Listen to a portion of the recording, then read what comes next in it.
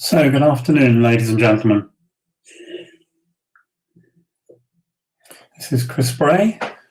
I'm commentating remotely from London on this match between Thomas Rönn of Sweden and Bakar Matikashvili from Georgia. I've seen Thomas on Grid Gammon. I don't know Bakar. We are about to get underway in the undefeated quarterfinal bracket, 13-point match. And I'll be quiet until the game begins. Any questions you can feed in via the YouTube channel. I'll try and answer them as I go along. I have an iPad running XG where if the players ever give me any time, I'll try to analyse some of the positions as we go along.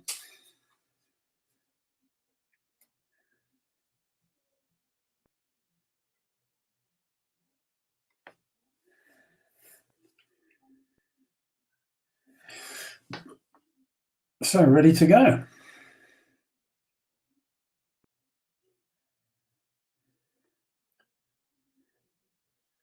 Thomas, from what I've seen on Grid Gammon, is a strong, good player. I don't know Bakar at all, so let's see how it goes as we go along.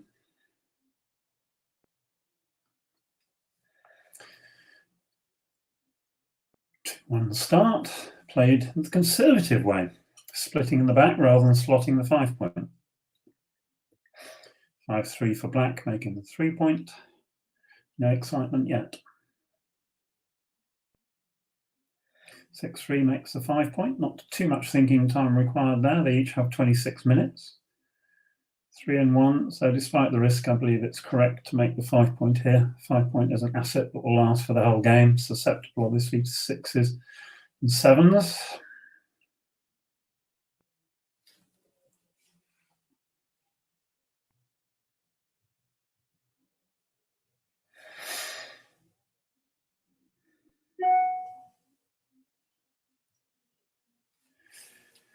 Yeah. Normally correct with a double one like that to make the 4-point. Put the checkers where you want them. Too passive just to lock up on the rear when your opponent only has 8, 9 checkers in the attack zone. So this is now a finely balanced position.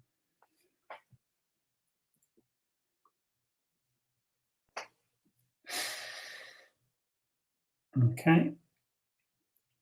Bakar would really love to come in here, which he has. Well, that's not a great entry number. 1-5, slight edge to white here, but really he needs a 5 or a 6-4 to consolidate that. There's the 5, and the 6 is going to come down. 8-2 has no covers, whereas this has a strong threat of making the bar point. So 13 hitting numbers here. That's one of them. 6-3. Now slight edge to Bakar. Or actually quite a reasonable edge. I wouldn't leave the checker on the bar point. You need to move that along and just leave 3s.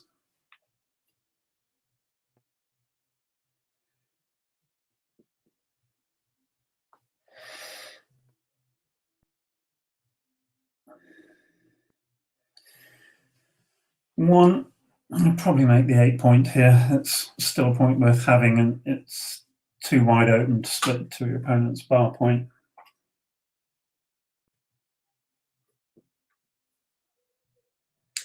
Four and 2.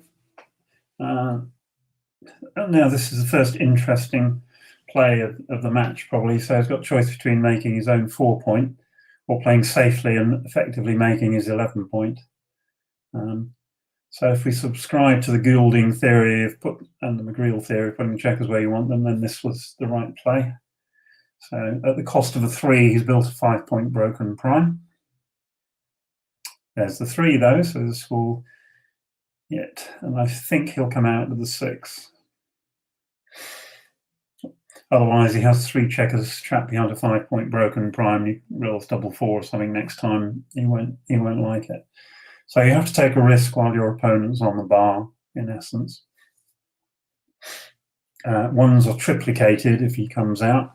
So 1 to enter, 1 to hit on the 12-point, 1 to hit on the bar point. So there aren't, in fact, that many hitting numbers. So this, to me, is clear.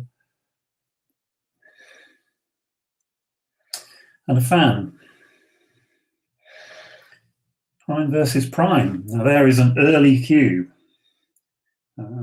Very aggressive. Because he still has a lot of work to do to win this position. Black has no weaknesses other than that was quickly taken.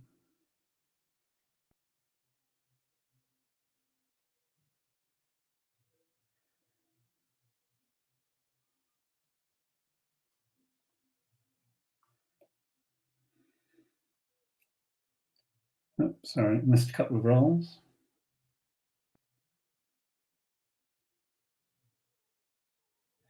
Right, I was just trying to have a quick look at the double, which I haven't managed to do as yet. But to me, that cube looked premature. And it was a hugely premature cube. It was a double blunder to double. Right, so now what do we got? White still has an edge here. 1, 3, so 3. So you can save 1 bot by playing 9 to 8, but that reduces the number of builders for the bar points. This is probably correct. That's a great, well, at least 1, 2. It's going to make a full prime, but the question is what happens next. So take a picture because this may not last.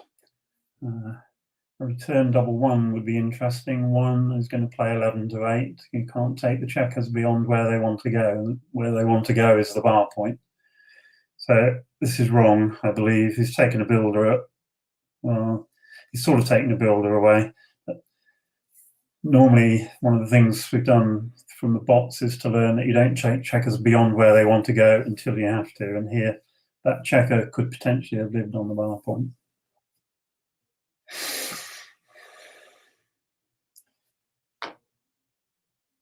So blue is thinking about redoubling, which is, again, interesting. He's got a perfect prime, but only, oh, sorry, he has got to check on the 13 points, so he does have some timing.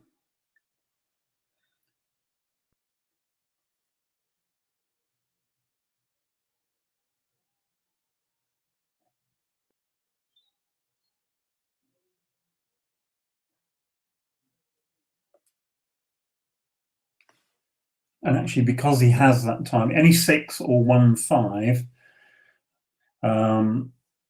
basically, and blue is winning easily. And if he doesn't roll that, then if he only rolls small numbers, white in himself can crash.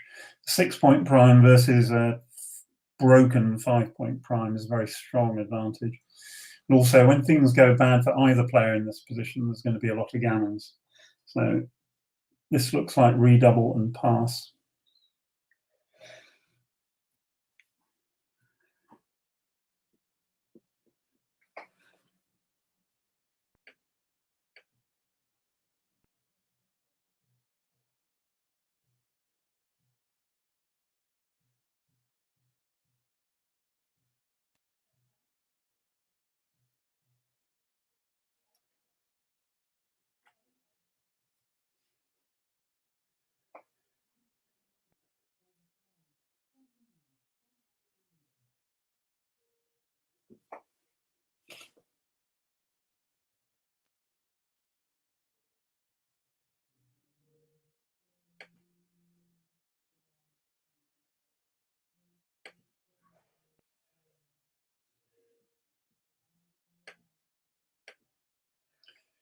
So long thought going on here. And there's the cube, and I think he should pass this. But he takes it. There you go. Can't prove anything in the modern world.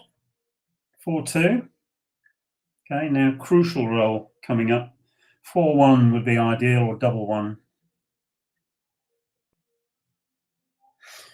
It could be a very short match.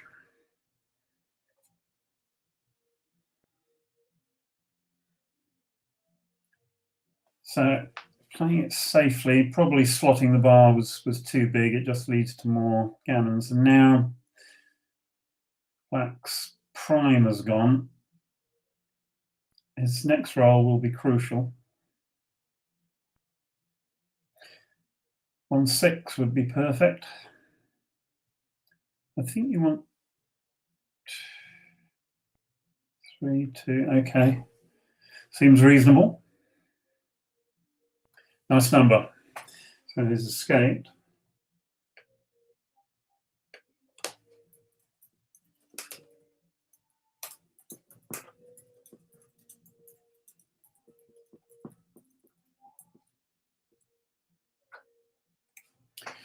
Okay, so Black is now big favourite again.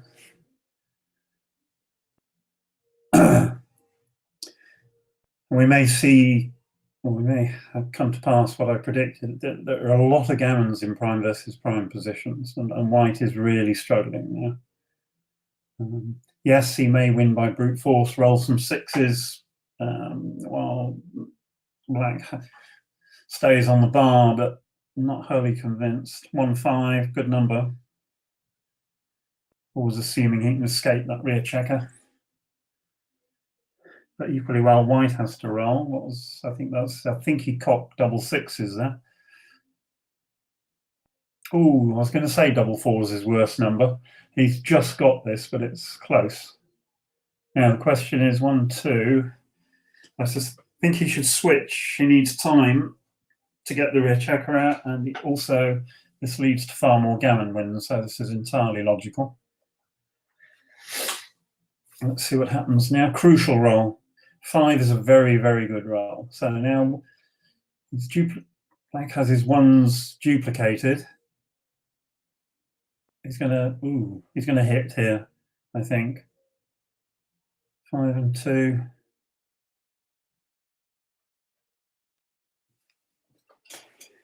He needs time.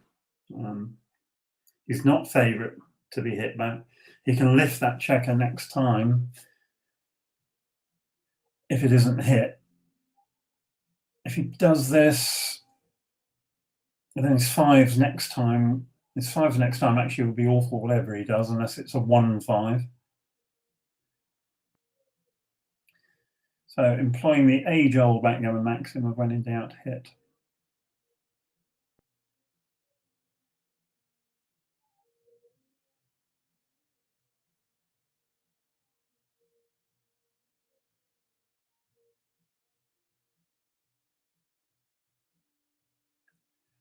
Oh, wow, an 8 cube. Now, let's have some fun. Why don't we have some fun and have the whole match over in 15 minutes?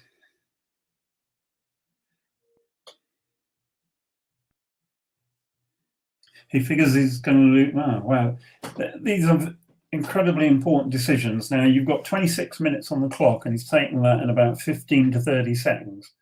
So I would be thinking for a long time before and trying to work out some variations before I decide whether to take.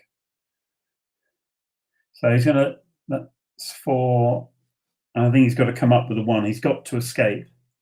Yeah, he could safety the blot on the 7 point, but his priority is escaping. That looked like a premature recube.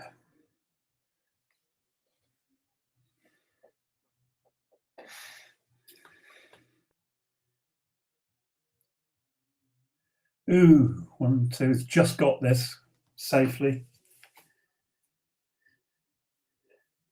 So there's no point giving up 6 point, giving White an easy entry. He has to play 3-1 twice here.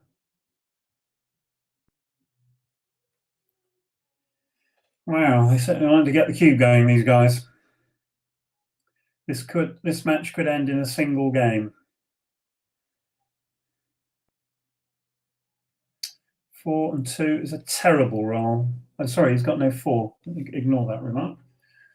Yeah, I thought he had to leave a blot on his 6 point. So, who will white come in or no? So they've both got 2 numbers that work for them, and neither of them is capable of rolling either of them.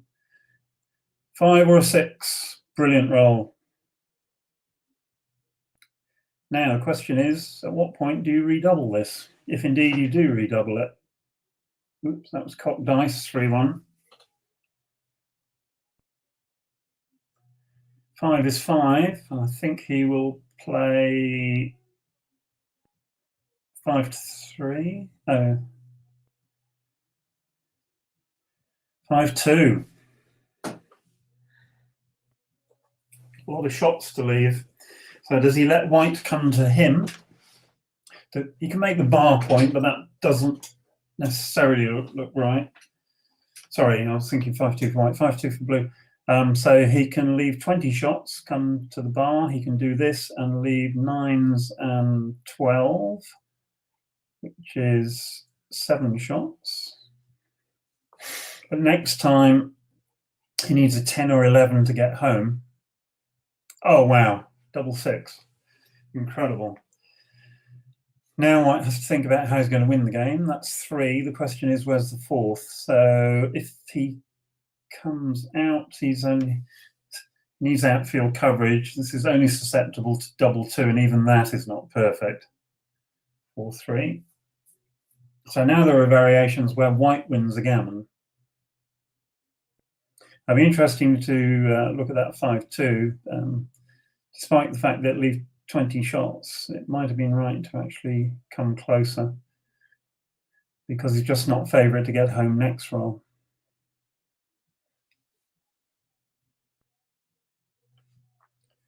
2 and 4. Okay, so white will hit loose with 2s, 3s, 9s, 10s, but not 4-1.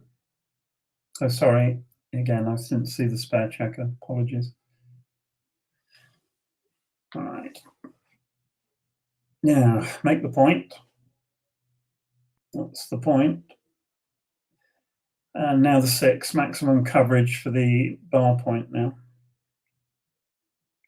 Now, because he's so far behind in the race, it might be correct for white to actually slot the bar point here. 3. He's got triple, quadruple coverage. So there's no need yet to play off to the joker 6-1. And even if black enters, then he's going to have a lot of indirects plus a direct 3. 5.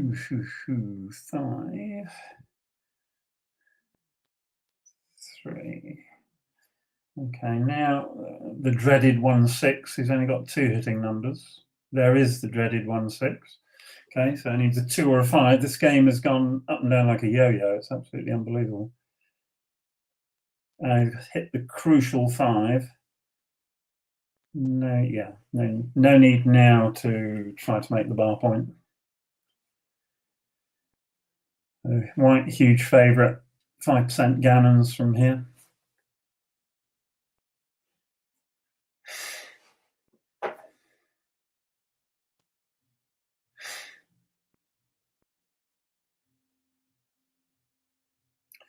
Makes the perfect board.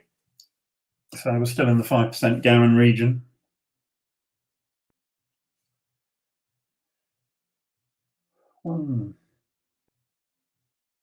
Now he could be really aggressive and play for the gammon, but it's so unlikely. He's going to do it anyway. Okay. Given black's board, it's not too big a risk. It's going to be 5-1, 3-1. Okay, 6-3 leaves a shot, but that's the only number that leaves a shot. Anything with a 3 is awkward. 1-2, 6-3. This is going to be a single game. Now the question is, does Bakar take a break here? Mentally, it was a really grueling game. Some huge swings on just a couple of rolls. So I can't see any sequence where, oh, hello, double six.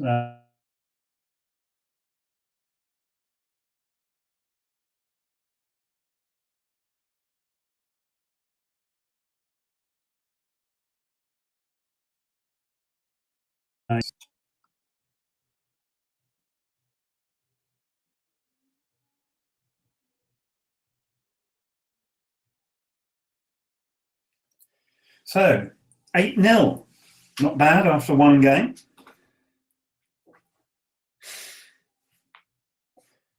And again, I would say what I've said all the way through this tournament. Effectively, they're now halfway through the match and they've used about 3 to 4 minutes each. So there were some absolutely crucial and critical decisions in that game. And either they know the reference positions well enough, which I just don't believe because they were too difficult, or they didn't really take enough time. One of the keys to winning backgammon tournaments, and Moshi and Mishi are the prime examples of this, is that basically you take your time. I played Moshi in Cyprus, and he took something like 8 minutes over the two critical cue decisions in our match, and he used probably 8 to 9 minutes on those two decisions. He got them absolutely spot on. So lesson 1, take some time.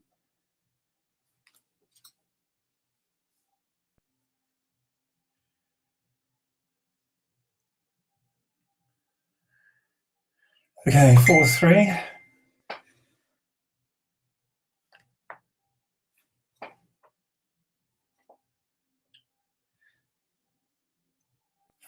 Double 3, good number, makes 2 points. Early advantage here to white.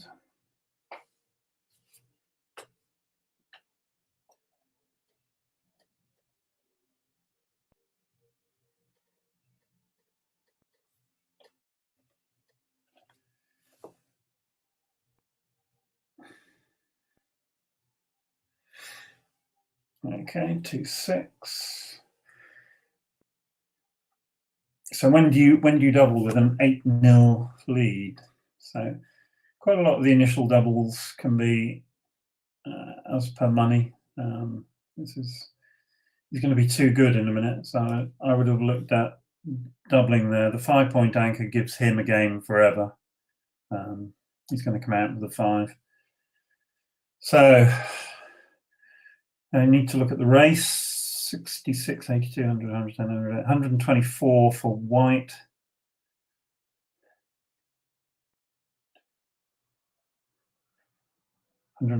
So white's 10 pips behind, but he's got 24 hitting numbers plus double 5 and double 4 are both pretty good. And if he wins a gammon, he gets to 12-0. So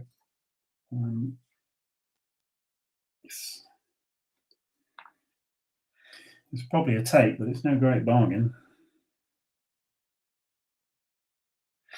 He has taken 5 and 2, one of the missing numbers. Now at least black will now be looking at a very early recube, given that if he loses this game, he's now 10-0 down. That's a particularly useless number. He'll run from the back and make the 4-point, I think. Reducing the shots.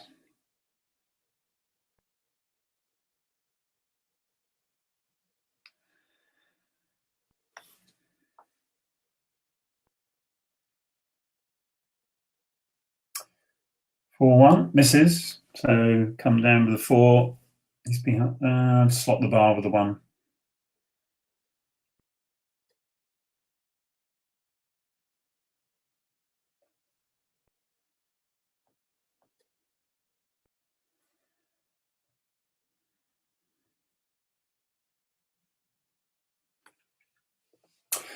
XG tells us that double was marginally premature. Big double for money, obviously, but at the score, because of the potential for the recube, it's correct for white to probably hit the shot and then cube him out.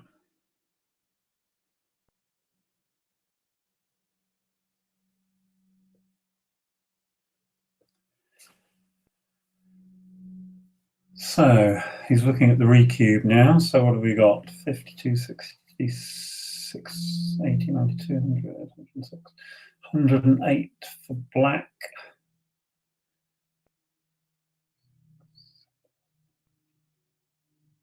It's only 6 pips up in the race here, but given that he will be 2-0 down if he, this is going to be a hit.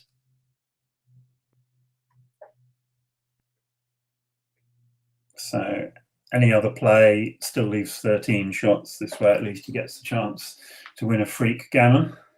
But if he gets hit with a 5 or a 2-3, then the match is going to be rather difficult for him. Okay, bad time to fan. I'll probably pick up the blot if he can't cover it. Yes, he can pick it up. He's now well ahead, so there's no point in risking 13 shots. This risks 1 shot, double 5. This looks to be correct.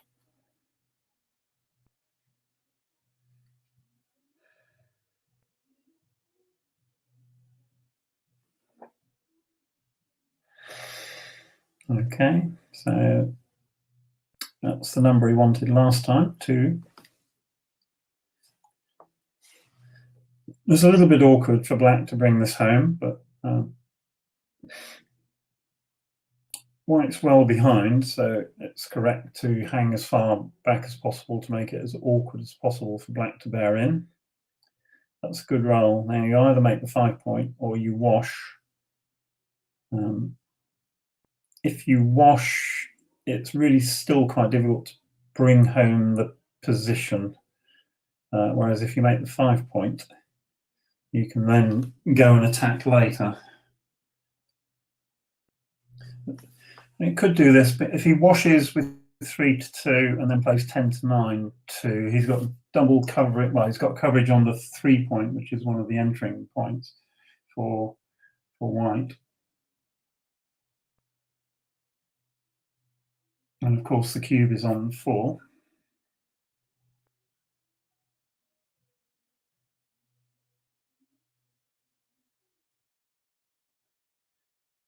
So he's still looking at switching play.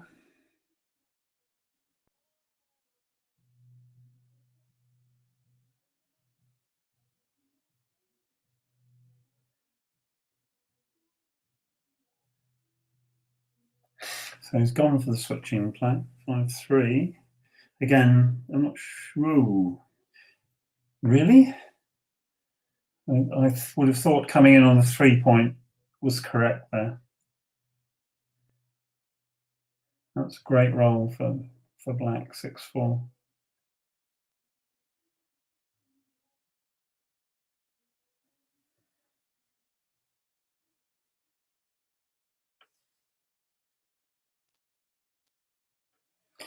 Yeah, the switching play was correct by a small margin, mainly because of the number of gammons that it generates. So now what's the race? 20, 46, 4, 72, 87, 95, 104. Oh, unfortunately can't move the rear checker, but it's caught up in the race. So white can make it as risky as possible for blue to actually hit by making the ace point, but equally well, those checkers go beyond exactly where he wants them to go for the moment. So I don't think he's going to hit. Is he going to hit here? 50.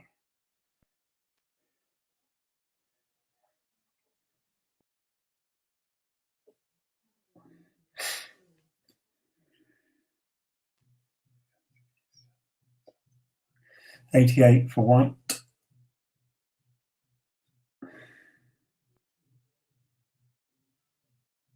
66. Now this is very clear.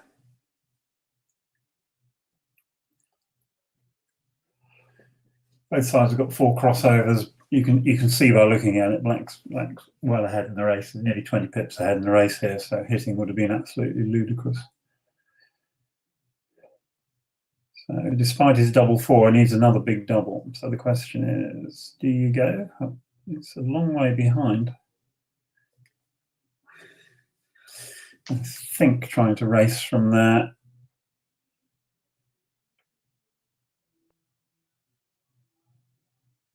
So to quote Ken Goulding, you can never have too many men on your 4 point, but maybe four's enough. So he decides to come in with the other three.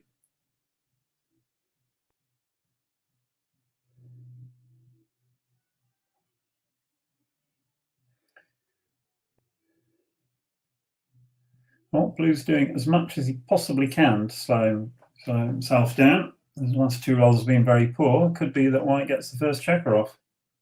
He does. As we used to say in the Bakar, first off wins. Probably not in this particular case, but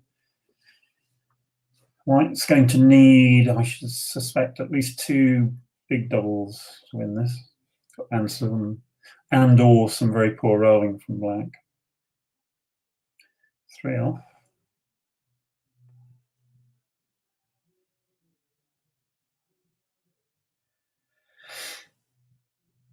And we're just updating the names at the moment, so the player's the wrong way around, doesn't help.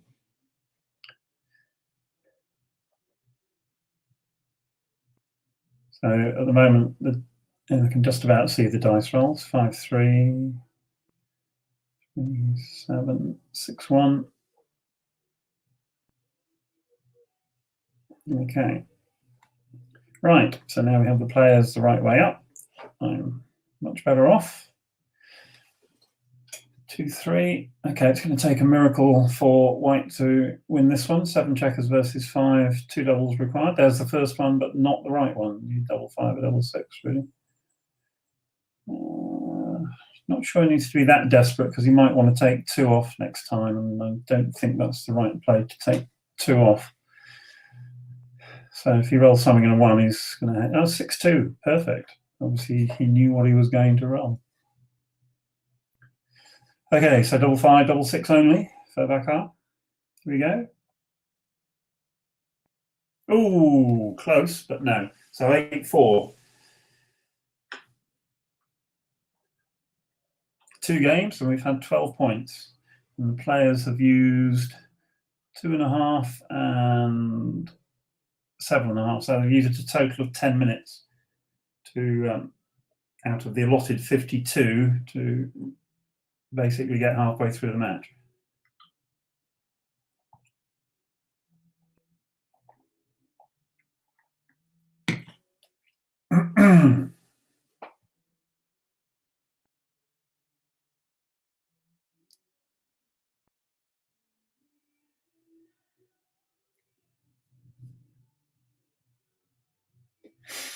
Okay, here we go. So that was a slightly premature double in that last match. Ended up costing Bakar a couple of points.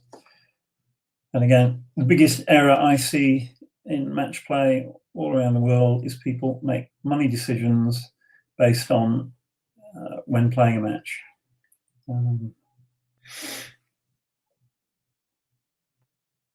6-1, fairly easy. Not sure that Bakar's 6-1 was correct. It was a bit passive. But who cares if you can roll double 3? This game could be over very quickly. If he fans, it's over. It's over. Double pass. Oh, sorry, he's leading. So he actually might want to think about it for a moment or two. But even so, a gammon gets you to... this is unpleasant. Again, despite the fact that it's 8-4, I still think you've got to double this sort of position. If you wait until the fat lady comes on stage, you're just going to get a point instead of 4 points. Okay, good outfield coverage. Must have reached the point now. So now maybe he's thinking he can play on. So if you reach a point where you can play on, you've nearly always missed a double, unless there has been. So here he can just, wash, put 3 on the bar. I was saying, if you suddenly find you're too good to play on, unless you've rolled a huge joker, you've probably missed a double somewhere. This is a huge joker. Okay. So Thomas in a huge amount of trouble. Basically, he needs to roll double 2 and sometime very soon. So 5 is good. And the 4, okay. And again, people play these too quickly. So yes, you can play them largely in automatic. I still come up with probably all of it. Okay. Even double 2 doesn't hurt. So now just wants to bring the checkers down. I always make sure I know that my big doubles are going to play well. 6, 3, okay. What's the bad number? The bad number here is probably double 3, although it's all right. Double 5, 1, 2, 3, 4. Can't get any additional builders, so I might as well make the bar point and make sure that double 5 works next time.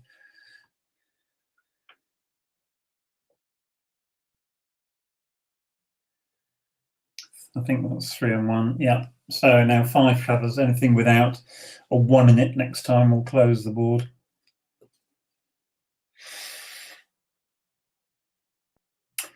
Yeah, that will do nicely. There are, of course, there's 3 checkers on the bars, small number of backgammons to be had. Now, you go for the backgammon. 1. Play the first 2 very easily. Given the state of Black's home board, I think I might have risked taking the checkers off there, because it's not a great structure anyway, this. And that actually worked pretty well because he rolled 6-2. So anything without a 1 reduces, so there's still a little bit of excitement left. So if he rolls set now, he's going to leave a shot. The likeliest outcome of this game is a gammon win to white, obviously. 1, 2, 3, and 4. Yeah. And again, the only way that Black can win this game is if white fans. So even with a double 6, he's not going to save the gammon. He needs 16 crossovers to take a checker off.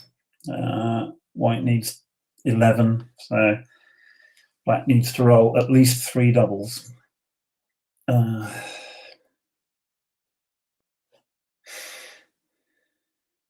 It can roll on. Well, that's probably the end now. So even 3 doubles doesn't do it. So pick them up, guys. Let's have another game. Okay, can't count crossovers. Yeah, so stop the clock. That's 10-4 to Bakar.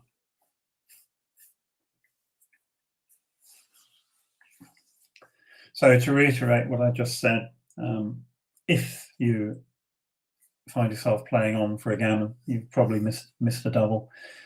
There, leading 8-4, a gammon gets you to the Crawford game, which is not quite as good as winning, obviously, but it's very powerful. So I would have wanted to give Thomas a difficult cube decision. In the end, there were no cube decisions because he obviously rolled so well he could play on for the gammon, but opportunity lost there, I think. And were Thomas to go on and win the match, I'd be kicking myself. Oh, bad time to fan. Not yet a cube, despite the score, I think. Double 5 would lose your market. Not a huge amount else. It's doubling anyway. 3-1 is a very good roll. Okay. Now you just take the anchor here and drop the checker down. Right. So you're in the game forever with the ace point anchor. That's fair enough. Yeah, double 1.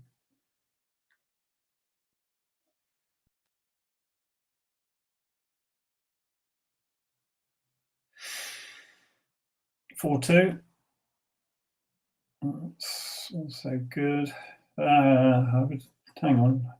Let's just have a look at this before. Ooh. I would at least looked at making the 4 point. It might not be right.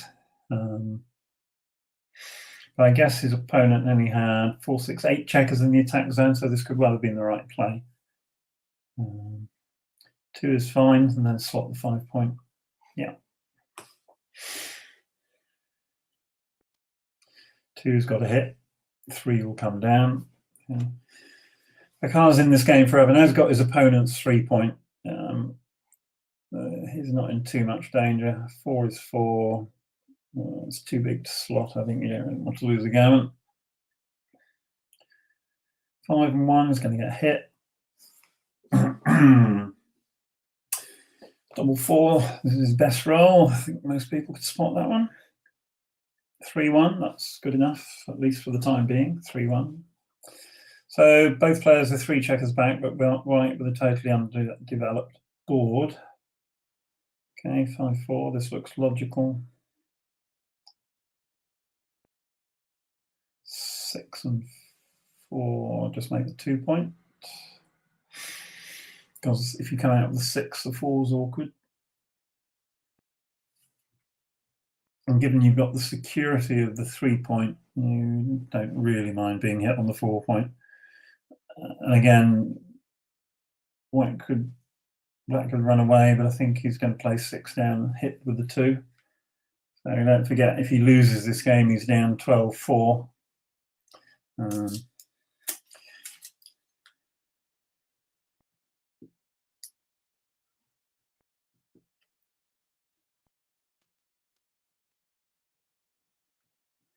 So if he's down 12-4 Crawford, that's somewhere between 4 and 5% winning chances. So he'd love to win a gammon here, and I think you've got to play for it. You've got the better board, you've got the security of the anchor. So I think, yes, you could come 2 checkers off the off your opponent's midpoint, but that, given he's got a 3 point anchor, he's in the game forever, so you might as well try this.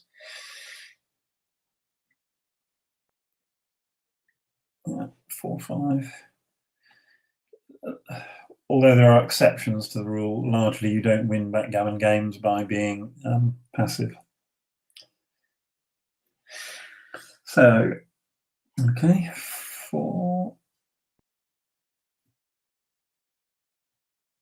Okay, still playing aggressively, but again, there's no real risk to Thomas in this position. 4 and 3, or 3 and 4.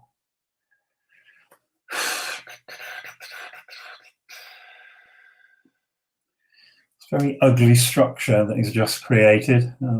It might have been necessary, but you normally find if you end up with a board that looks like that with the extra check on the 2 point, that you've made a mistake. It's what's called a dilly builder. The only place that spare on the 2 point can go to is the ace point. So it's a soldier that's not really working very hard on the field of battle. So now, where's the 5? The 5 goes out to the midpoint. I can duplicate 1s. The thing is that the bar point 5 point holding game is known to be pretty weak. So where's the 2? Okay. 2 and 4. So down with the 2 or in with the 2?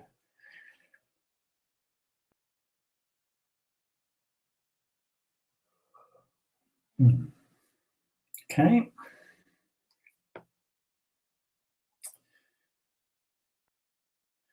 So I've thrown 3 6-2s, I think, so far in this game. So blues, Thomas is following the correct policy here. He desperately wants to win a gammon, so he might as well attack. That's the 4th 6-2 that Bakar's rolled in this match. That's not a great roll. So run away, yeah, 6. Can't possibly pick it up, so yeah.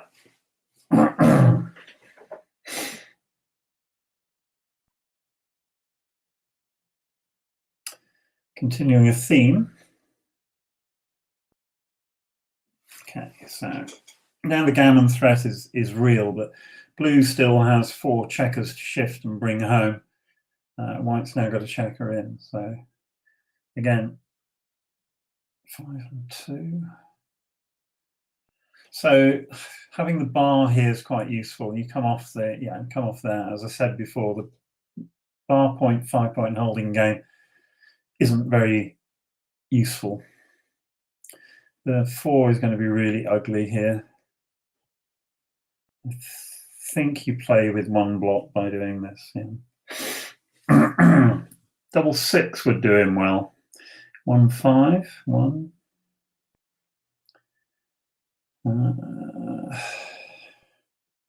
I think this is the 5, so that's correct. I mean, fine. Well, rolls a 1, he doesn't have a great position. Roll 4, he's going into a true back game mode now, which is not what he wanted because his structure is not ideal for it.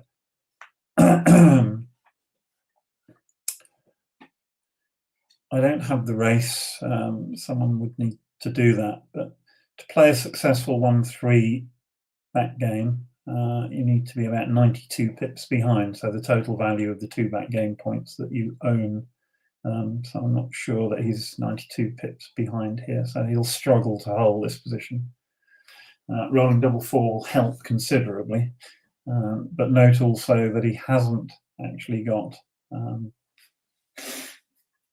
as yet a good home board.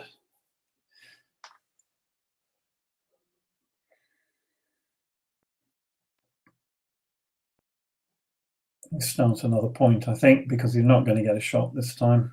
Yeah. Now I think you play 11 to 9 with the 2. You don't mind being hit, and you want to slow. You want to punish white for coming out with the 6.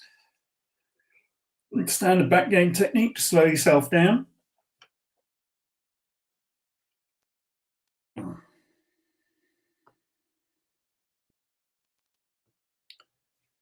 So there's not a huge risk in slotting it here, and it works well when it works, so to speak. You can't really see white winning by going forward from this position, so he has to pay the price of rolling a 6. Yeah. Doesn't roll it. And you should try to kill numbers as quickly as possible, although against the 1-3 game that's more difficult. So he's hello. I don't think this is right. I'd have tried to kill some 6s if I got the opportunity. Right. So making this point even for 1 roll is beneficial to Thomas. This is why I didn't like the last one. 5 4. He's still kept himself a 6 to play, which I'm not sure is correct. So now any 6, he's going to have to play 8 to 2 with it. Right. You needed to kill 6s and then kill 5. So 4 is 4. Okay, so he's still got a 6 to play. And you'll notice both players have speeded up for really no particular reason. Again, you can play the same trap play here. Does he gain anything by being hit with a 6? Well, yes, he does. He slows himself down.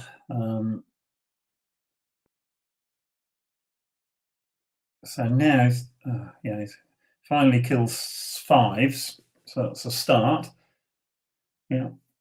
So his worst roll is double 4, and double 3 is actually his worst roll.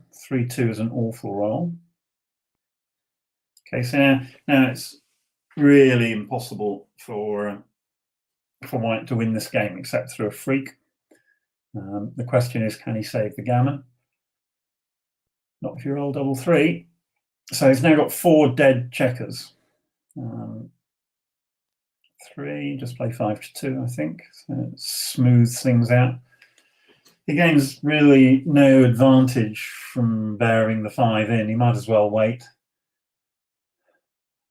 Yeah.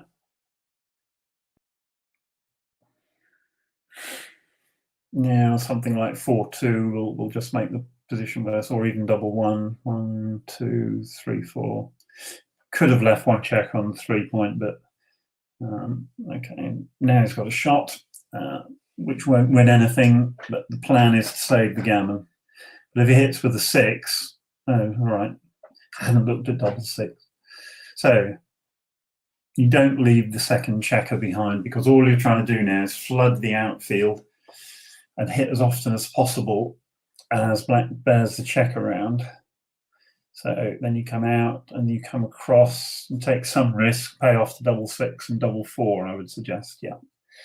Even double 3, actually. Double 3, double 4, double 5.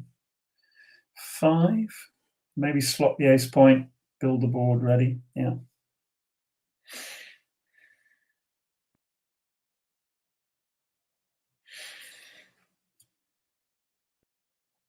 Double 4. So again, he's only trying to save the gammon here, remember that. 1, 2, 3, 4. Okay. So it looks like he should. I'd wait a roll because white is now coming to black. So I'd make the ace point and probably play 6 to 2 here.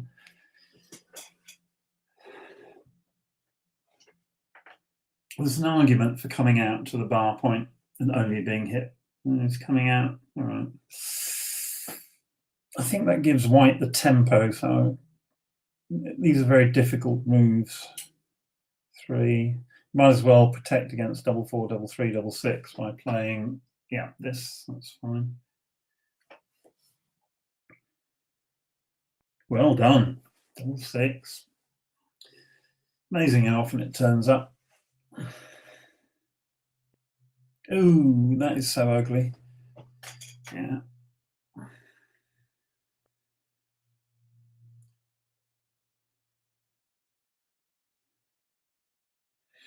Needs to cover that 6 or pick that blot up. 6, 3. Okay, 6 and 3. So 8s, 11s, not 14s because that doesn't hit. 9. Gotta go.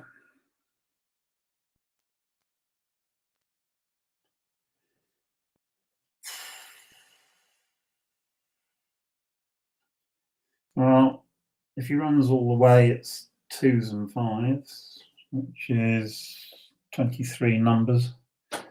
If he just burns the 5, it's 4s, 7s and 10s, which is 21 numbers. So he's best off going all the way here, because otherwise he's just got to run the battle, run through the minefield next time.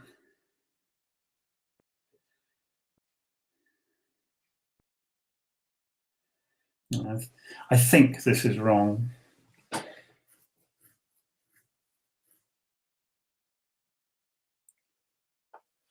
So he'd have been hit in either variation, but now he's lost the spare on 6 point. 5. Play 5 to 3. Yeah. So are we going to be treated to a freak win? Pick and pass. Yeah.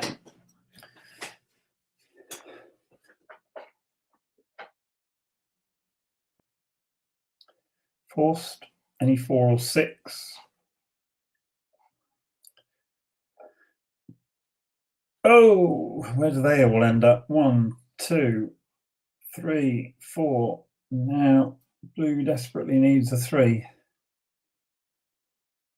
Black, sorry. Oh, he's got it. He's got it. Wow.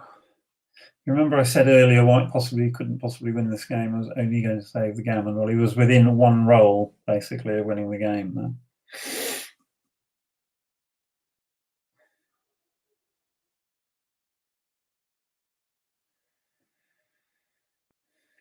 Okay, now all white needs to do is roll double 5. No. 3. Yeah, might as well get closer to home because he wants to bear off. He doesn't want to leave additional numbers that don't bear the checker in. And 5-5 is good for white anyway. 5-6. 4-6.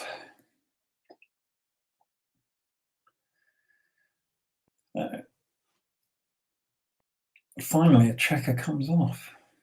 5-6. Still some hope here for white.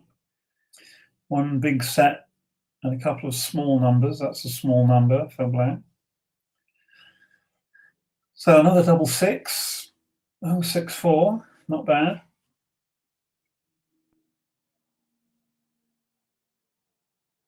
End of game, double 4. So barring a response of 2 doubles now from white. That's 1. But unfortunately, it only gets 2 checkers off, and really you had to get 3 off to even make the game vaguely interesting.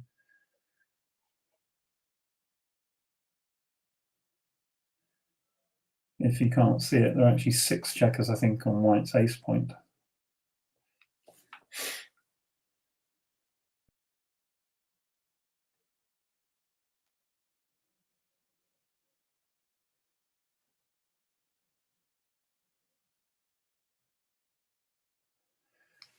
Okay, so a couple of sets and white rolls, black rolls another ace, just to make it exciting.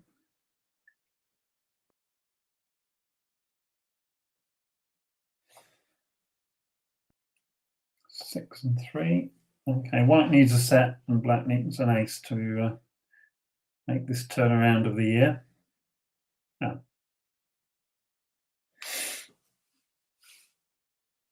Why did he? Okay, I thought there was still some play there, but I must have missed a checker somewhere. Okay, so we're now at 10-6. 40.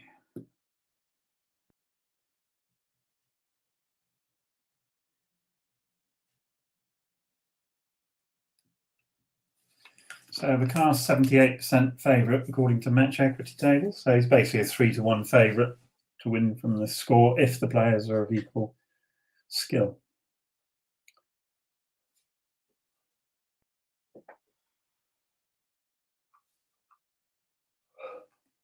Right, 5-2, played aggressively as he's trailing, so that's perfectly correct. Should slot the ace because the 4, because it duplicates lots of black's 4s. I think that's a small technical error.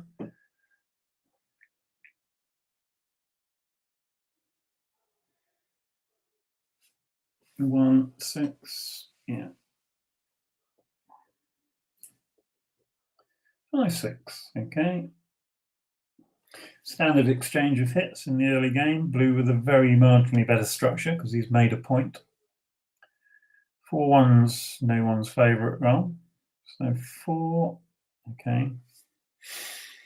Right, so Thomas doesn't need to panic here.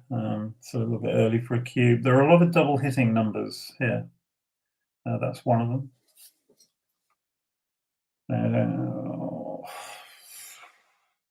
I'd hit on the bar point because I want to diversify the builders. And also the 4-point made is better than the 3-point made.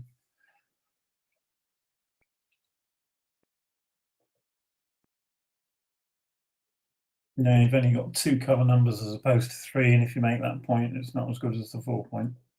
And you've left a direct return shot. So for all of those reasons, it doesn't really matter if your roll's double 5, of course.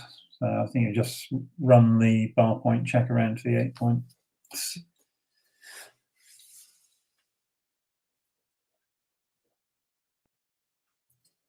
Yeah. Okay, so white's taking the advantage really with that roll.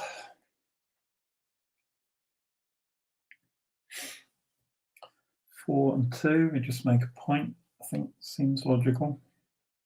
I mean, white's totally undeveloped other than the fact that he owns his opponent's 5-point. So he can risk 2 down here. Because he owns his opponent's 5-point and there is a checker on black's 3-point.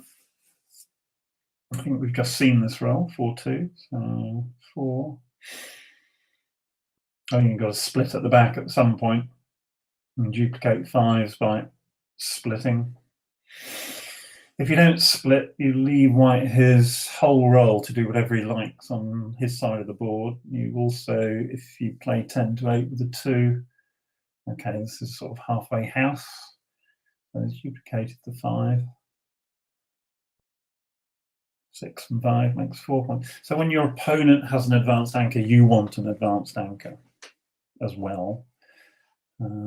So this has gone all right, except in my variation, blue would have made his opponent's 3 point. That's an ugly roll, 5 and 1. It looks like he's just going to have to play to the 2 point. Yeah. Okay, so he's got the weaker board. 6 and 4. So he's not going to give up the 11 point to make the bar point. He could make the 2 point, or he could run away. I think all the checkers on his own side of the board are actually where he wants them to be. So I suspect that running away would be the correct move, which is what he's tried.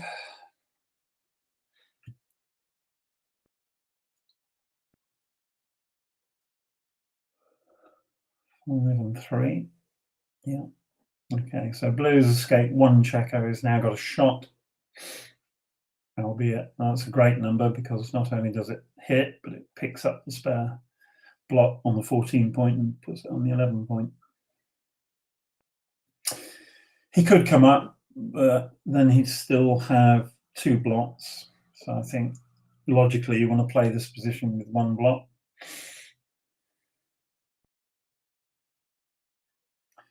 So this is, ooh, whoa, come in 5 and slot the 1, surely. He has no playability if he doesn't do that. What happened to the ace, or was it a 1-4 that I just didn't? Sorry, if I misread the dice then, I thought that was a 5-1.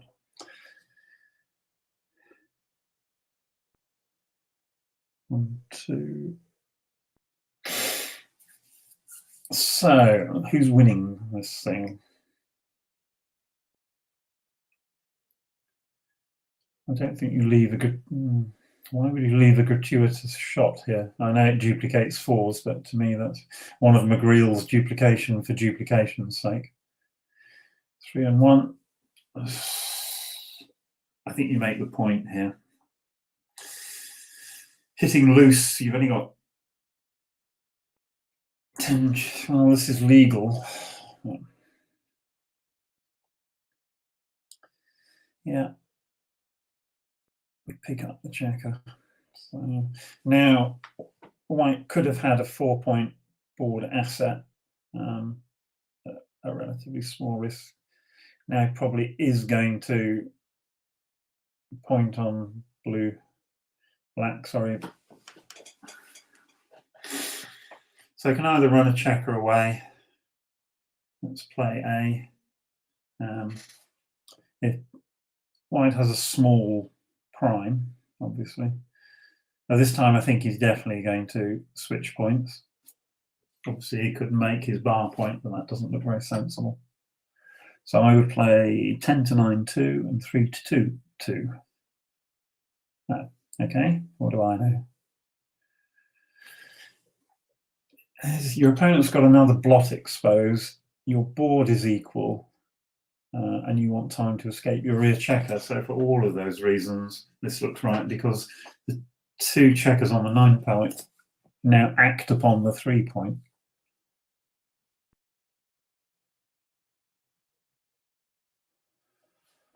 5 and pick up the checker. All right, blue needs to escape black. Sorry, I keep saying blue and black. Black needs to escape the rear checker. 6 and 1. Yeah. So it looked very pretty to make the bar point, but not the right play here. You don't want a second checker exposed.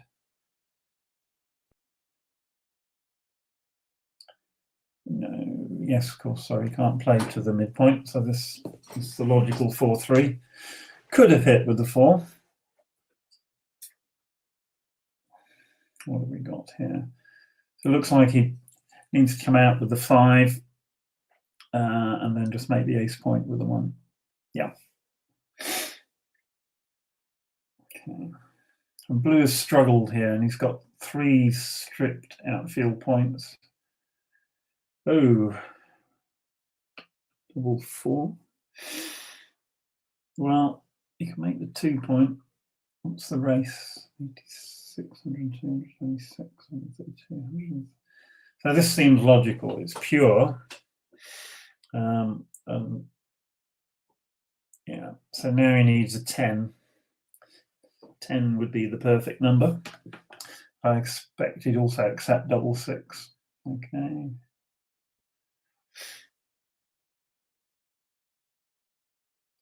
And 20 plays.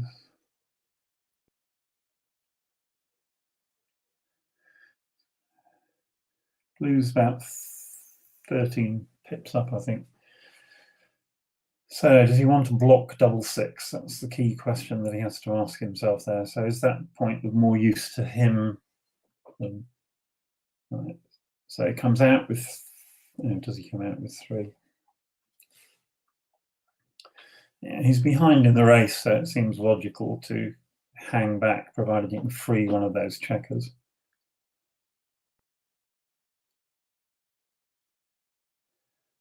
And 2. He might as well make the other point. Or he could come in. If he makes the other point, he's got a 6 connection between the checkers on his 9 point and the checker on the 15 point, which could well prove useful. If he comes off the 9 point to the 4 point, some of his things like 6-2, 6-4 will be much weaker next time. So I think you get an additional home board point and you get connectivity between the checkers.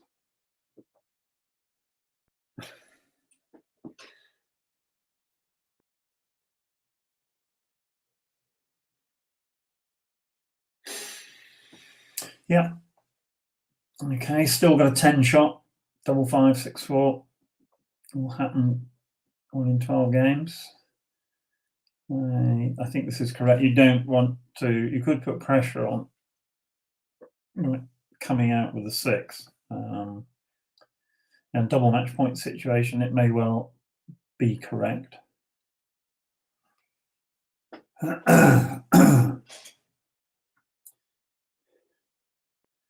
He's managed to roll one of the rolls that would have been better to have cleared the 9 point. So the 5 is 5. The question is, does he give him an 8, which is only 5 shots, as opposed to a 10, which is 3 shots. The 8 is only 5 shots because double 4 won't hit. It will bring it closer to home. And I think this is correct because also it's 4-1. They can now play, which he couldn't play the other way around. So now he's got an 8. Now he's got the 10 that he needed for the last 3 rolls. There you go, that's backgammon for you.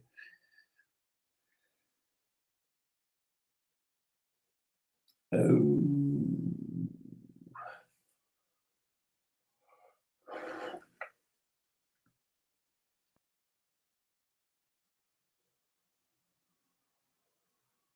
I think 1 is correct because it's, yes, it's 6 numbers as opposed to 5, but now all his 6s will bring that checker home.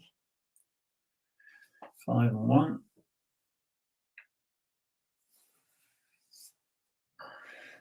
The cube has already been turned.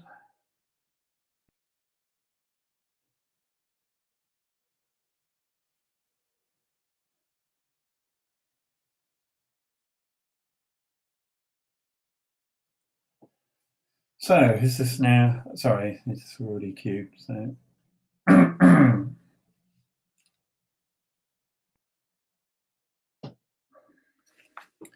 So now there are some pick and pass numbers available. Oh, wow, 6 and 4. Okay, so any 5. Good for white. Here we go. Getting ready. Oh, it's cocked it. Cocked the 5. No.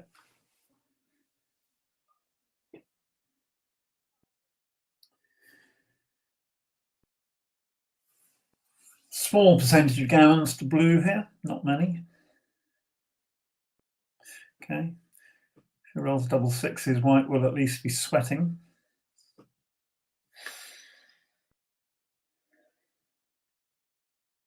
Okay, 6-1, 5-1 bad for black. 6-5 is fine. 2 more fans by white, and you're beginning to get a little worried. But now 6 and 4. This is going to be a single game, and the score will be 8-10.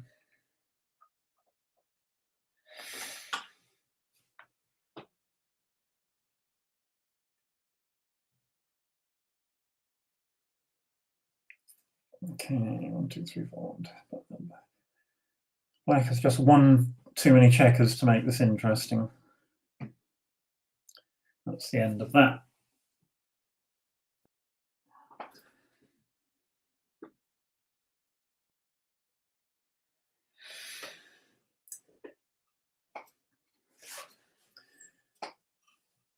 So basically we've got a 5-point match with Bakar leading 2-0.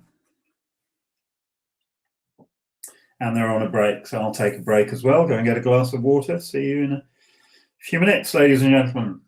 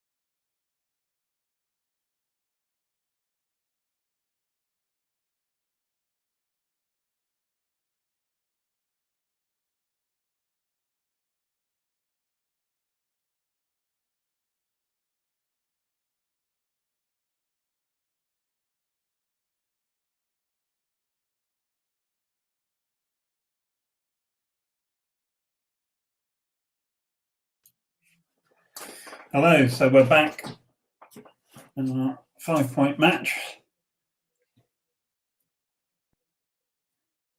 And Bakar continues to play the slightly more passive 2-1 opener. Excuse me.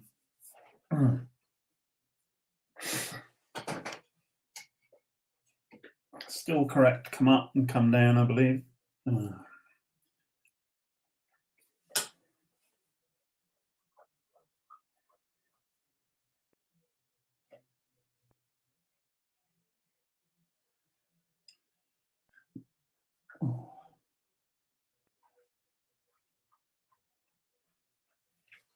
All right. So sorry, I missed a couple of moves. Where are we? 6 and 5. Playing very aggressively. 2 and 4. Okay. No cube yet.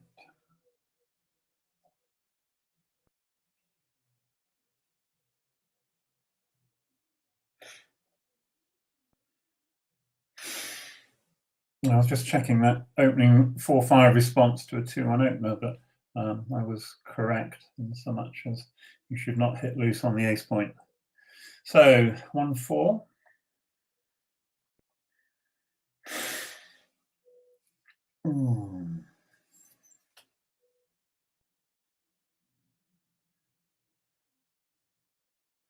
How is he going to play the 4? He could hit again, sort of double tiger, but in a position where he's out boarded, or he comes down with the 4 and probably duplicates white's 6, which looks to me the better option.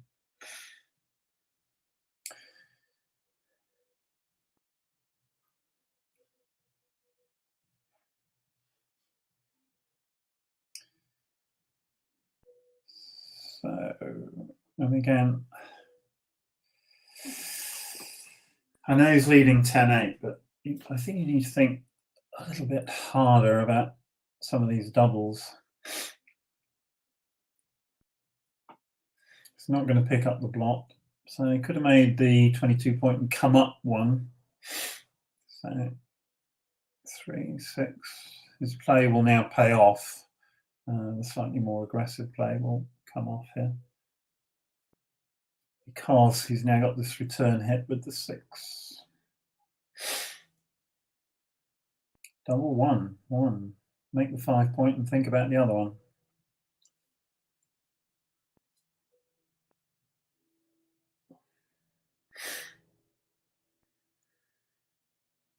White has only 8 checkers in the attack zone, so this seems logical. If Thomas can survive this roll, then he has a reasonable position. So 4-1 is going to get hit. Now it's crucial that he enters. Provided that he enters, he's all right. But if he fans, he's in trouble. 1-6, yeah. So this is more or less 4 rear checkers each. White with a slightly better board. The 4 is obviously clear. Then the 6. Duplicating 2s, holding on to both anchors for the moment, leaving only single shots.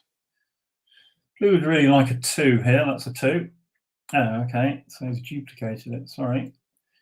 His opponent's already got a 1-4 back game. Yeah. This stifles White's development for some considerable time.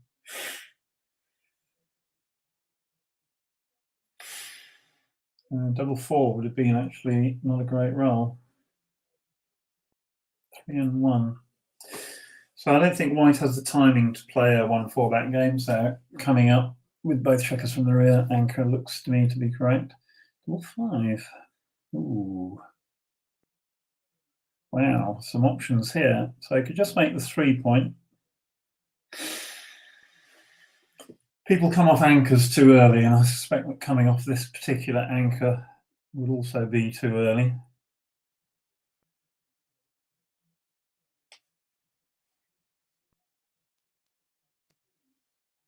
One. And you're going to make the point, surely. He's going to make the 3-point.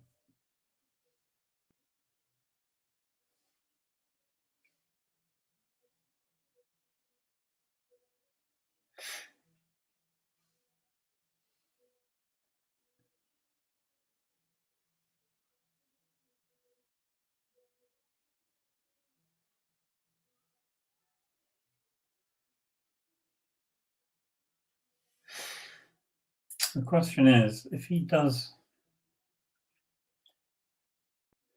makes the point, yeah, I'm just looking at this, and I think that although coming off anchors early is unusual, the fact that white has only got 8.5 checkers in the attack zone, this gives blue much better timing. So now, pleasantly aggressive play.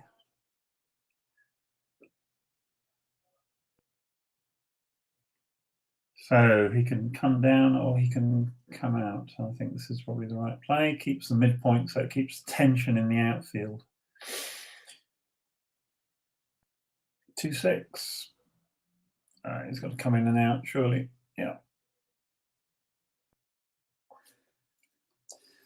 So 5s or 1-6 for white to make it interesting. But it's a 7, but the wrong one. 3-4.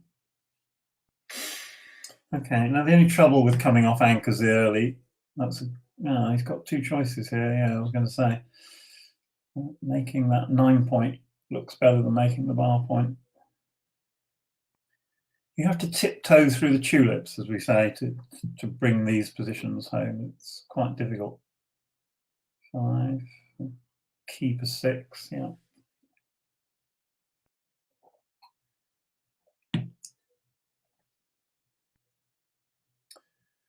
3 and 2, so we can come off the midpoint, but that doesn't look right. This looks right. White is stripped on his 21 point and on his midpoint, so he's going to run out of playability soon. That's a very good temporizing roll from white. Now, blue has a spare checker on the mid, so yeah, it's ugly, but I think this is going to be 13-8 and 6-5, right? Because again, now white, something has to give from white's position here.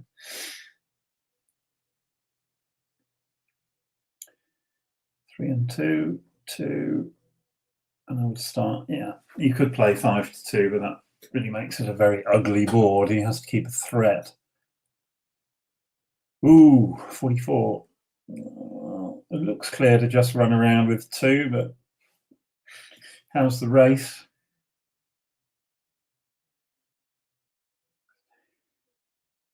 They could make the ace point and keep the tension. So the question is, as I said, how's the race? 26, 36, 62, 86, 98. Black's 1-1-8 after the roll.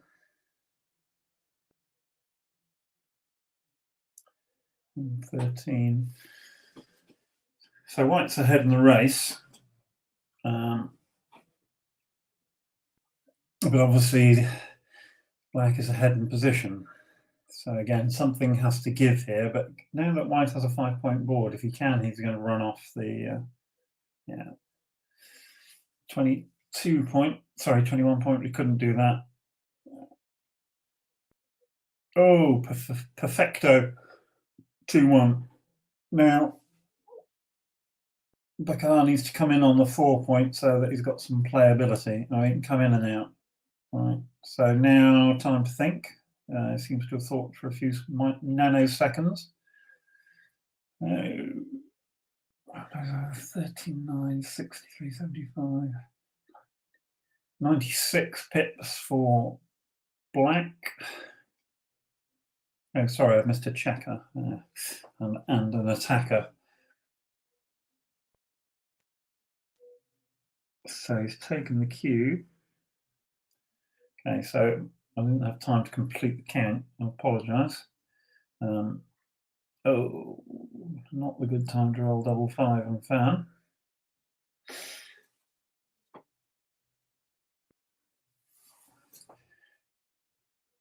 Two and 5.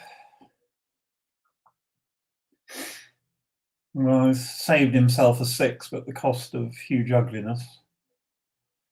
I'm not wholly convinced that leading the race, that's the 5 and that's the 4, that was a take. So unfortunately, I had no time to realistically look at it. No, he really doesn't want to roll 1-6. E5. Okay, so blue is going to clear, just clear from the rear and don't ask questions, as we say. So that's obviously more flexibility if he comes off here. Now both 1-4 and 1-5 are very, very bad for Bakar. 1-6 is pretty awful. Sorry, I meant to say 1-5 and 1-6. So now the gammon chance for black has increased significantly. Any combination of 2, 3, and 4. 3-2, absolutely perfect. So treating this as a one-game rollout, it must have been a pass.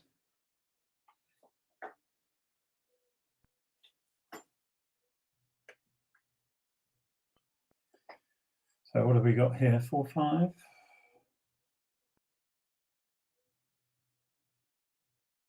Doesn't, yeah. We might as well keep the extra builders. So it's going 3 attackers.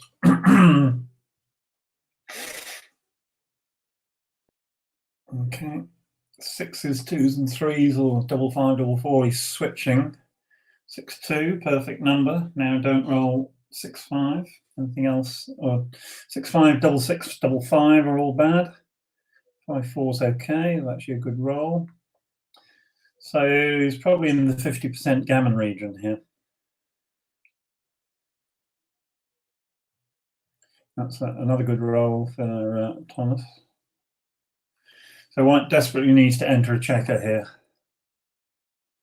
That is one checker in, so that might just be good enough to save the gammon. But it needs to enter the other one quickly. So this might be a scenario. How many checkers has he got off? He's got an odd number at the moment. Might have been worth looking at taking the checker off there, which makes the 5s bad.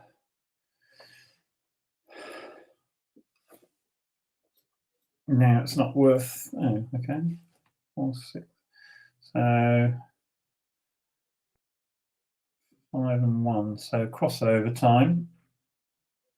11 for black. 8 for white. So, but some of those crossovers are quite long. So black is only. It's about even money on the gammon at the moment.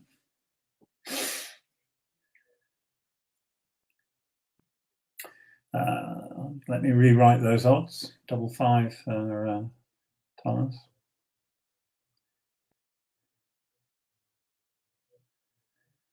So optimal crossovers, but now all his crossovers are 6s, so things like 5s will play particularly poorly. So he basically needs to get a total of more than 12 pips not to require a double on the next roll. Sadly, he's 1 pimple away. So he can't do any better than 12 to 6, 18 to 13. And then that leaves him 3-3, 4-4, 5-5, 6 on the next roll, whatever he does. So yeah, it's the same either way. Didn't waste any pips, got a crossover, 5. And now 3-3, 4-4, 5-5, 6. No. So now we reach Crawford. So Thomas, who was 8-0 down, is now leading 12-10. And again, that cube was taken very, very quickly. So, this is a 5-point match in the quarterfinal of a major tournament, and you're taking a matter of seconds to actually decide whether or not to take the cube. You can't play good backgammon, very good backgammon, when you play quickly. So in the World Chess Championships, Karuna came up against that and was playing Carlsen. Carlsen could play very good chess quickly, and there are a few people in the world who can play very good backgammon very quickly. But looking at the clock, Bakar has used 5 minutes out of his 26, so he needs to slow down.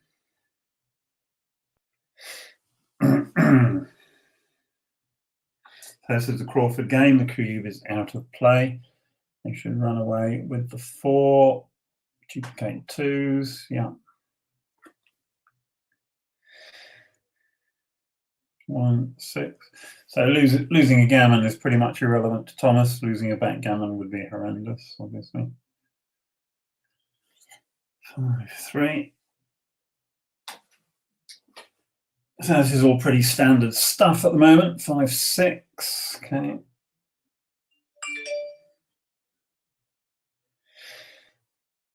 What's that? 5 and slot. Yeah.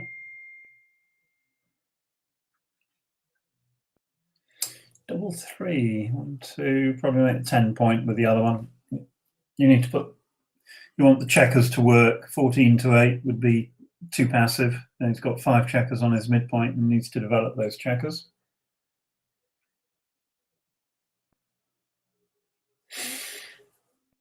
Okay. So nice structure now for Thomas. That's what we call a miss. So just start another point. The checker on the ace point needs on Thomas's ace point needs to stay there basically. 6 or 4 and 4 and 6, 6. Probably just slot the 3 point, 4 point here.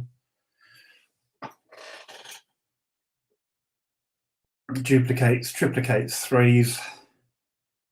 Playing 8 to 2 just looks weaker, so this looks like a very logical play. Bakar would like double 3. Rolls 3, 2. It's all right. Hit and cover. But no great harm done to Thomas. Early backgammon is largely about getting things into position. Check. So a very evenly balanced game. 4-point anchor against 5-point anchor. The checker should come out now. If he hits with a 4, he has to give up the midpoint. Thomas has to give up the midpoint. Oh, double 1s. Yeah, makes the bar with a hit. It's a nice roll.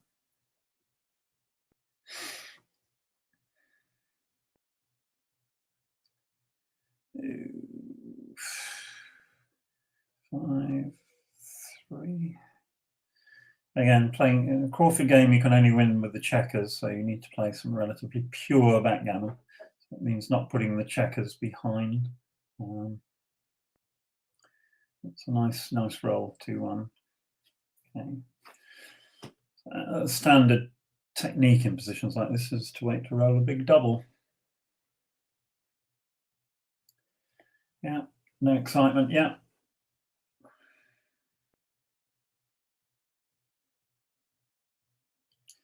Good roll. Rolls 1 checker away. We're basically waiting for somebody to crack here. Obviously, there's some skill in the position, but the strategy is to roll that really good double. Nice homeboard point for Thomas.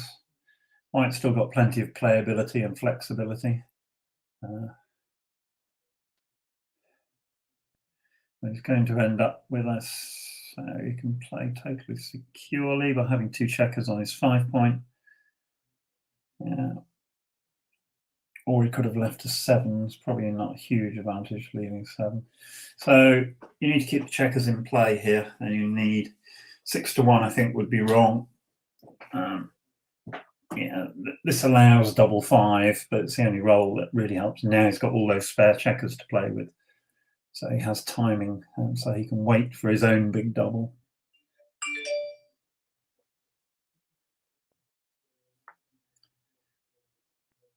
Four, 2. That's ugly. I suspect the race is quite equal here. So again, I'd have taken time. I don't know whether he knows what the count is. Now he's given the opportunity for Thomas to go with a tempo. So it's going to be a 5 in, slot the 3, but now Thomas has become favourite. Not with a double 1, however. 1, 2, and slide along. Yeah. So 1s and 4s hit, 3s and 6s make the 2-point. That's no good. That's an awful roll.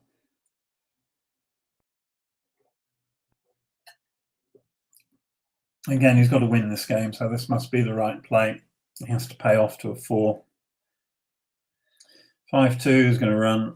Now he's got 2s and 9s to hit. So 15. Hello, keep going. I can't see there's any advantage. So there it's 4s, which is 13 numbers, 15 numbers hit. And if he crawls along, that's 11 plus 4, 15 numbers. So it's the same number of shots, whichever way he goes. So might as well get closer to home.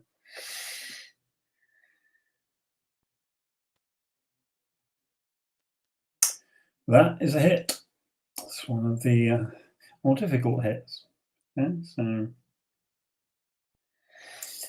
all right, so White, who lost some momentum, has regained it and has rolled his absolutely top best number, 4-2.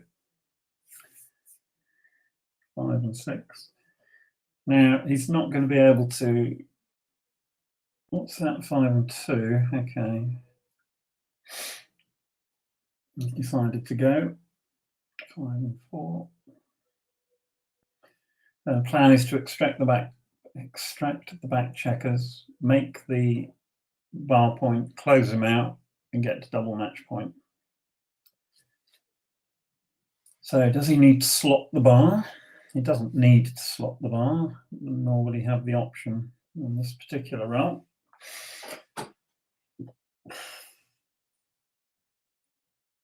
One. A small argument for slotting the bar to lock things up. What was that? It's 5 and something. Sorry, there's glare on the dice. I think it's 5-2, but I'm not sure. Okay.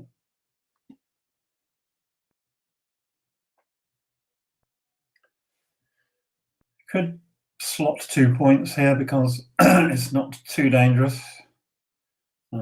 He's not going to get backgammon. If he's going to have a threat, he needs to build a home board quickly.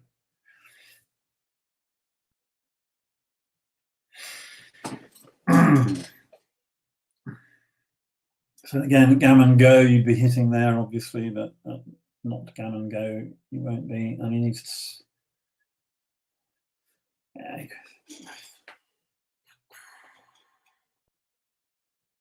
You want to make the points in order here. So, yes, this is a broken prime, but if he ever does get a shot, oh, this is interesting. This is a shot. No, it isn't. Sorry, he can play this safely. Just 6, and then 6-2. I think if he hits, he puts the game at risk. He doesn't need to put the game at risk. 1.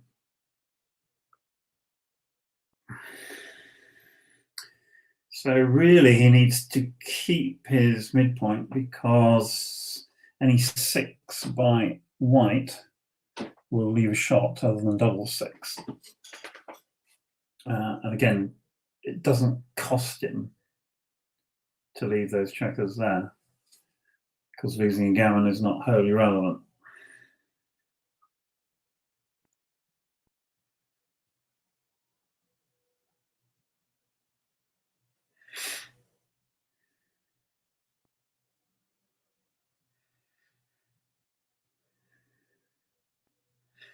So given that there are 11 numbers, 10 numbers that leave a shot next time, if he stays there, I think he's got to stay there.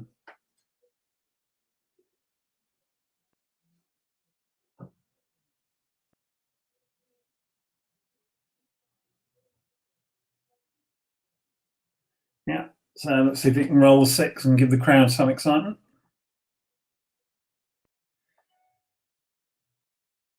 Double 5, very little excitement. And you can wash, or it can come in.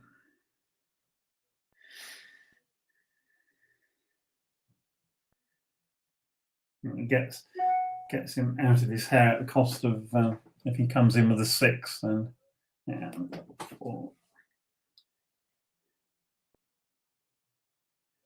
Double 4, 1, 2, 3 and 1 off.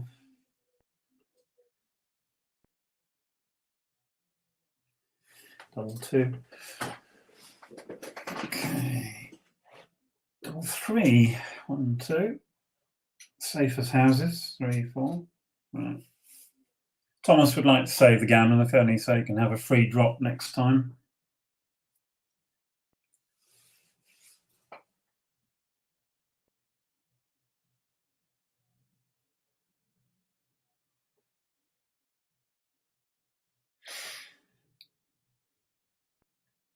He's limping home.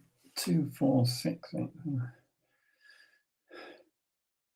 One big double for white, and the gammon threat will increase. So 1, 2, 3, 4 crossovers, as opposed to now 7 crossovers. So his favourite to save it, and of course he has saved it. Right, so we can now move on to double match point, where Thomas has a free drop. It's technically not possible for white to win this game. Yeah.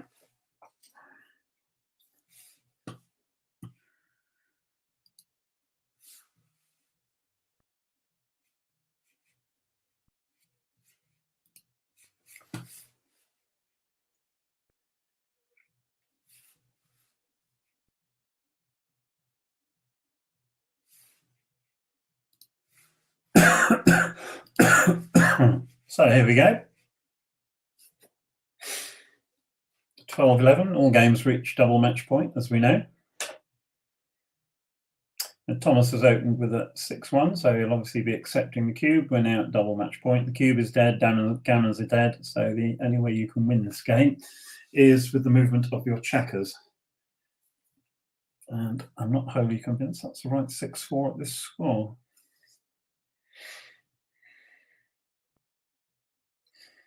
So, how do you play the other two? I don't leave anything here. I actually play 5-4-2. I don't see the, no, I think this is more like, you've got an advantage. Why would you give it up?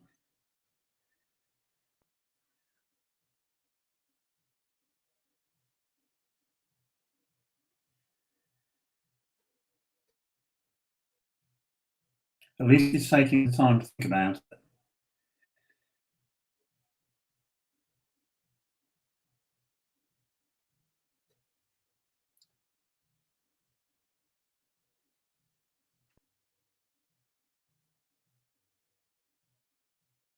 What was he done? He's done 4 and 3, so he did make the play. 5 and 3 hits. Yep. Okay, now big turning point potentially in the match. 5 is good. 2-6 is very poor. Again, 6 is probably right, but he could have duplicated 3s. So again, he's playing very quickly. That's 2. That's the easy bit. I suspect the other 2 might be to remake the 8 point. Oh, sorry, he can point on the 2 point. I do beg your pardon. Yeah. Okay, so another big moment. Fanning is horrendous. See what it can produce. 3-1 cocked. Let's go again. 5-4. What a roll.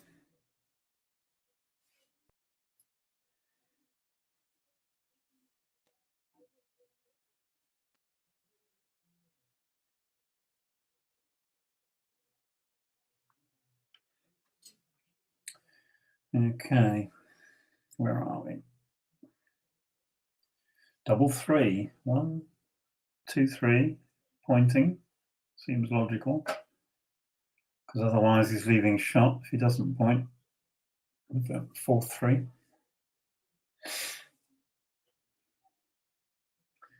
And then down with the span.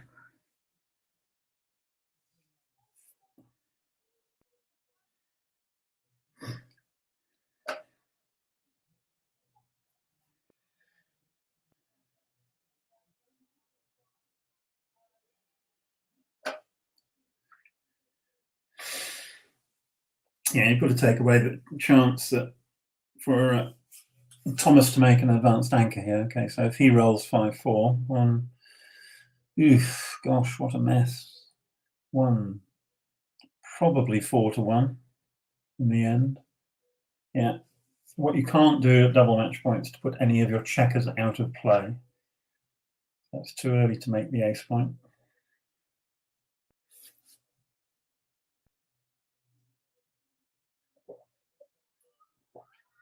Four and one.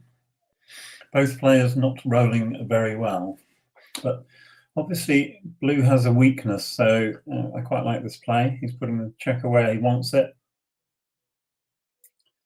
3 and split at the back with 2. It's pretty clear. Yeah. Game is on a knife edge at this point.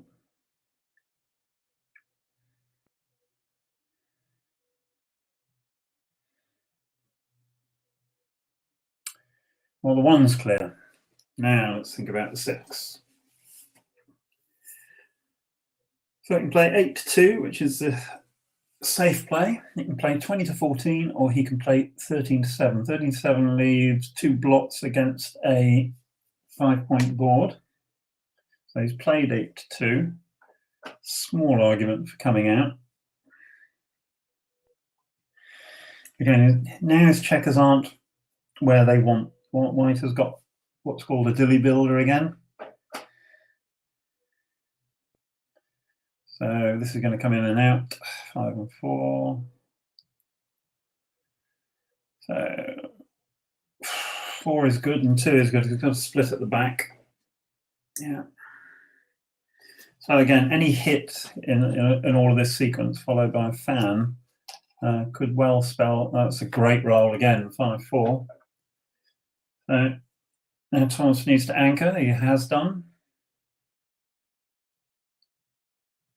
He's going to kill a checker whatever he does. So I think he's got to take the higher anchor. I think anchoring on the 1 point here is wrong, because then what's he going to do with the 3? He can play 13-10, which again is the pure play. Could be right. Obviously the 1 freezes the dilly builder if he comes in on the ace point.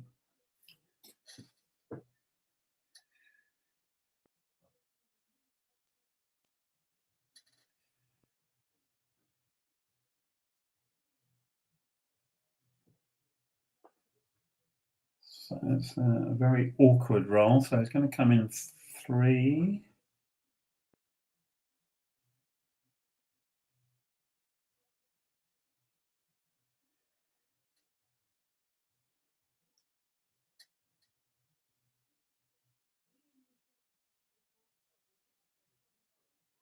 So still looking at this. At least he's now taking the time. So this is the pure play.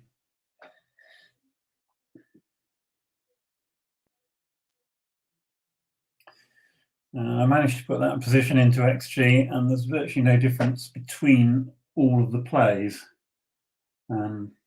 So I like this from an ethical point of view. He's played it purely, but no. Okay.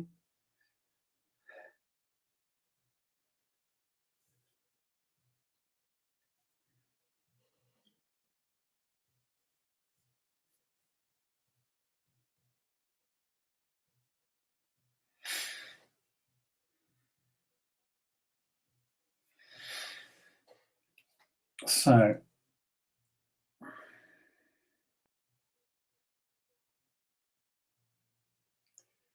okay, so I said this is plays 8/1000th worse than coming in on the 24 point and playing 13-10.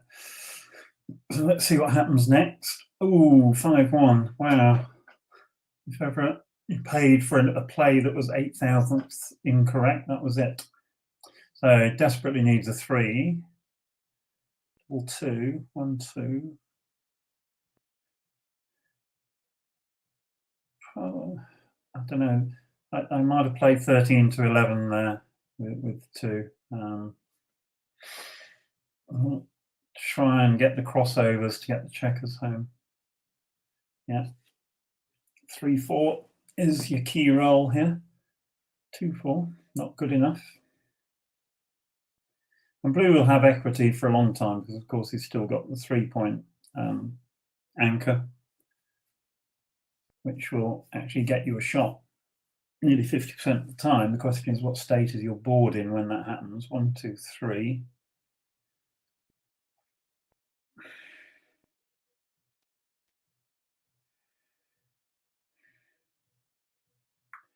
Fourth one can come down. Might as well come down. I don't see any point in paying off to 3-1 for nothing. Okay, now he needs to dismantle that 8-point as quickly as possible, having made it. So that's the 5 and that's the 3. Try not to roll lots of 5s. Again, 5-3 in particular. So 5-3 is the worst roll here. 5-4. Yeah, well, he's cleared the 6-point early. A point cleared is a point not to be feared. 6. I think he's got to make the point here. Yeah. His gammons are now completely irrelevant. So what's bad? 6-2. 4-3. 4-3. Coming up to crunch time. So 6-5 is bad. 6-1 is bad. So I think he has to stay. You have to take the risk of a 2-5 giving a pick and pass, or a 2-4. He's got 4-2 anyway. Thomas needs to build his board and hit a shot and then contain it. So all of that to me indicates he should play 2 down.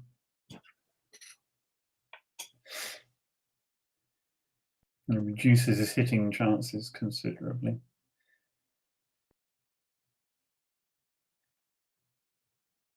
Yeah. Now, what was Bakar got up his sleeve? 5-5 would be the state there. Well, that's the pick and pass. So that's the cost of staying there. 2-4, 2-5, and 2-3 was the cost of staying. So close. So now I should probably leave that there just in case of 5-5. I don't think it hurts hugely. So I can either slot 8-5.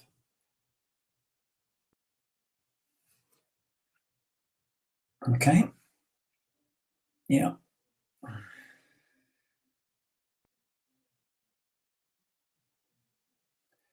So now the big doubles are good, except 5-5. So 3 is 3. You might as well take a checker off. Yeah. Take as many off as possible before leaving a shot. 3-2, good thing, good point. 2 and 1, I just keep ripping them off.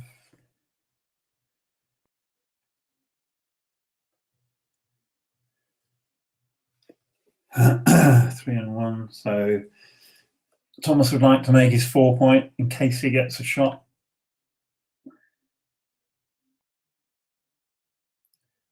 Four and 1.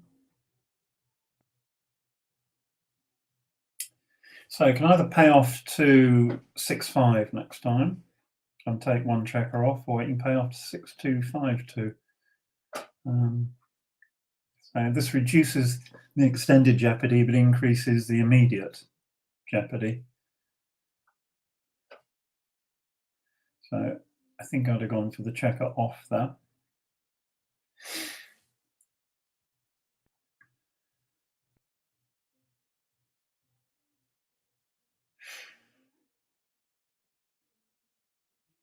Yeah, it should definitely clear the point. 4-3.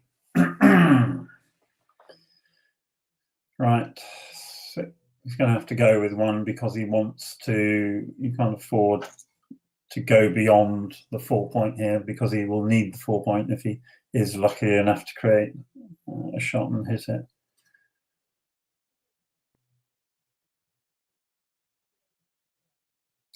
4-3, and so we arrive at the end game. So that doesn't cover 6. So he's going to need an ace to hit. Diversify, so 5s and 3s, or 6s and 2s. 6 and 2s, there are more cover numbers. Right, 3, 1, 4, 1, 5, 1, 6, 1, or we can all go to the bar.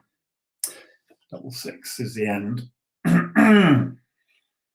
Thank you very much for listening. Hope you enjoyed the match. Certainly the first game bears a lot of analysis because the cube got up to 8 in no time at all, and we didn't have time to analyse the positions. So hopefully I'll receive the match file later, and at some point during the night I'll get XG to roll out those doubles, some of which I believe were remarkably premature. But we will see. Thank you.